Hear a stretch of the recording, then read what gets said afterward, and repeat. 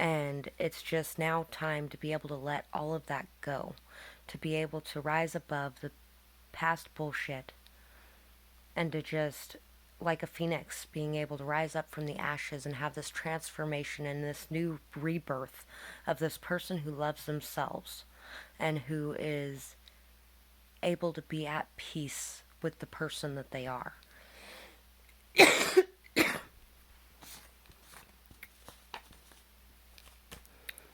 And we also have satisfied, peaceful, stable, and grounded.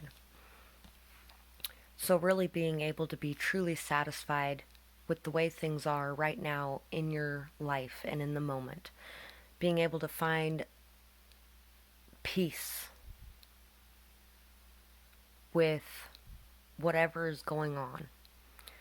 And being able to stay grounded in reality while still dreaming big. Being able to find your stable footing and to realize how grounded and stable things really are around you, and having gratitude and appreciation for that. Deep, nurturing, poetic, and grounded. Loves reading, introspective, thoughtful, and knows self. Go-getter, passionate leader, and charismatic. So I think there's also a need this month, once again, to really deeply go deep within yourself, to learn yourself, to really be able to nurture the person you are deep within. To really realize that the person you are deep within is enough. And also a need to be thoughtful of others around yourself.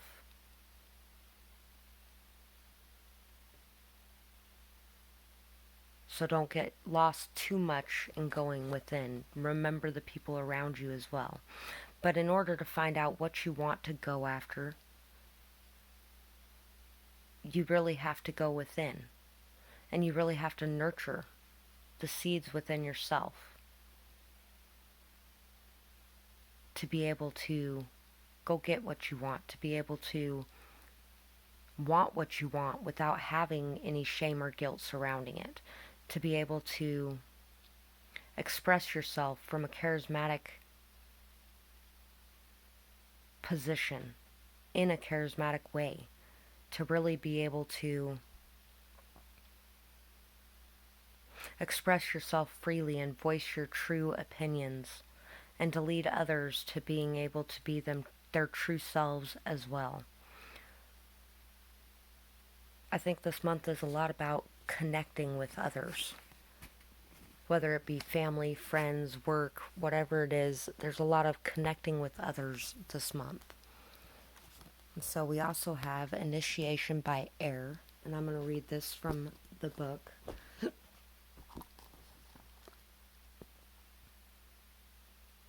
Forgiveness seems to be something that this is going to be really delving into. Being able to free your heart from any of the past baggage. Being able to clear your mental thoughts. Okay.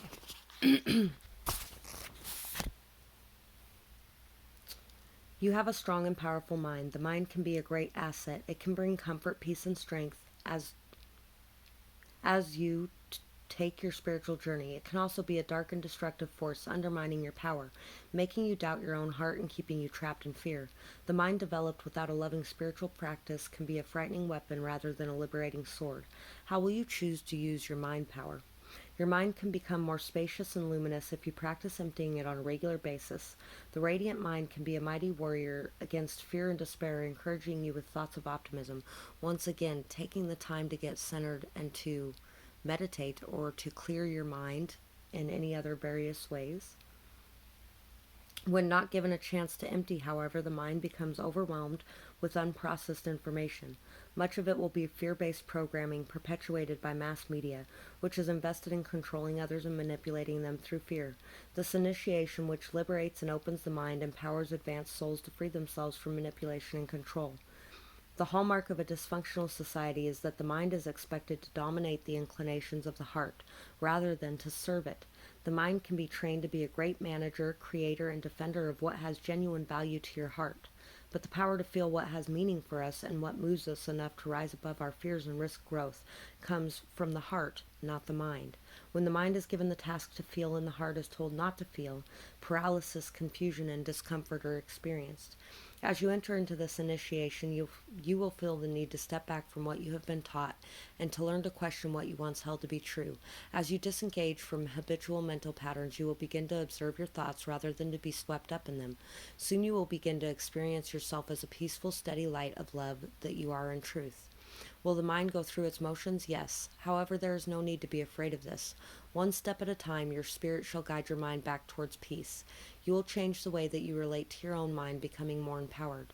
As you soften the strident action of the mind, you will see that you can use your mental gifts wisely, rather than allowing them to cause you pain.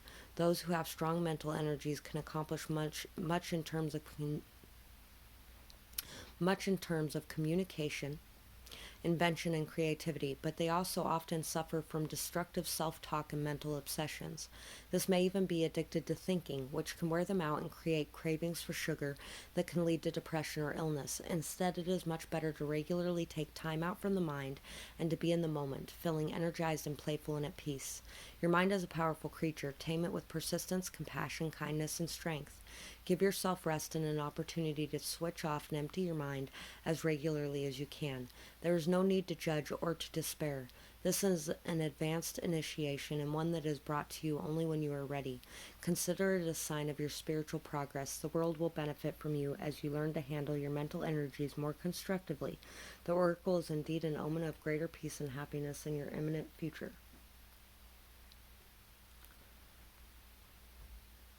So once again, really just getting in touch with what you truly desire, cutting out any of the mental chatter and being able to listen to your intuition and your heart and letting it guide you forward, leaving behind any of the fear-based things that others may perpetuate in you, leaving behind any of the triggers to understand what's really below them. Being able to, there's a lot of people who are like constantly worried that the sky is falling. The sky is falling at every turn. One little thing happens and they turn it into this massive giant thing that, oh my God, it's the end of the world. And I've done it myself at points and times where I've jumped into that anxiety and that fear like that. And it really doesn't help the situation. If anything, it makes it worse. And really, a lot of times it creates exactly what you thought was going to happen because you're so worried about it and so focused on it. So there's really a need to tame your mind, to bring it to a state of peace, and to remember to, when you start going into those thoughts, to check yourself and to really be like, wait, hold on a second. Is this really the end of the world? Or is there something that can be done here? Is this something that needed to happen so I could see something too? Because a lot of times things happen so that you can learn something from them. And really being able to understand those things and to be at peace with it. We also have orbs of light. I'm going to move this over here. This is a very good card. The spiritual worlds are delivering a message to you. You may have already heard it through telepathic reception and have mistaken it for your own thought. Yet it is inspired by your higher guidance, those spiritual beings that love you without condition. It is an answer to a question and guidance to increase your happiness. It is possible to pray without even realizing it. The universe is lovingly listening to every thought and feeling in your heart and mind, and the universe has your back. When you intentionally speak to the universe and ask your higher guidance to help you with an issue, this is a powerful way to call the light into your life. It works, often quite rapidly. However, sometimes we ask for help without being so aware of doing so. Worrying about an issue or pondering a question are ways that this happens. There are orbs of light around you now. They are spiritual beings that love you. These orbs contain information and energies that help to answer questions and worries through the intelligence and love of the higher spiritual worlds. That information might come through a song, which, if we go back to the Nightingale card, there may be a lot of people right now listening to this that are really having a lot of synchronicities presented to themselves through music and through random songs that are coming on. That information might come through a song, a phrase, a feeling, a color, or a symbol that unlocks awareness in the deeper recesses of your mind. Orbs are always around us, but appear in more concentrated forms, both in quantity and in quality, in certain places and at certain times, including when your energy is in particularly soft and receptive states. It brings a high frequency state.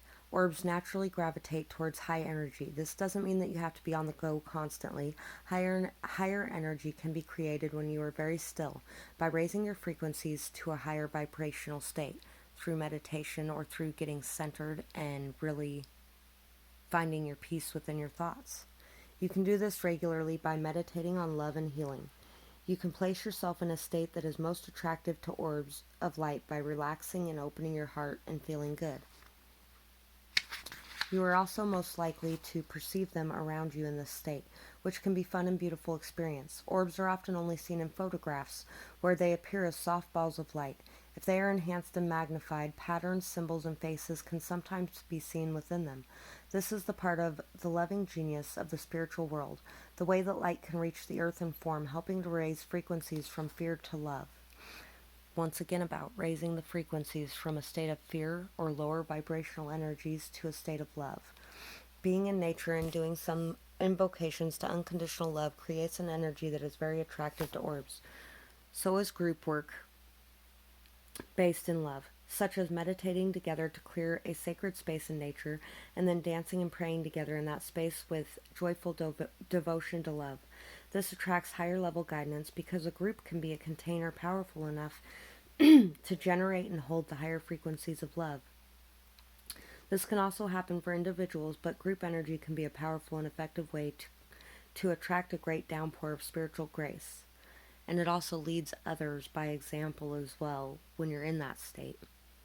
Clearing the energy of your home and calling in higher guidance to bless you and your home every day, perhaps with the invocation below, will also create a space in which orbs of light can more easily visit you, bringing their uplifting energy and healing light.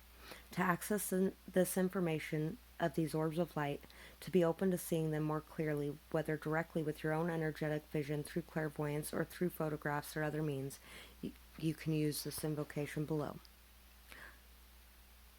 I'm not reading the invocation, but all you got to do is ask. Ask and you shall receive, right?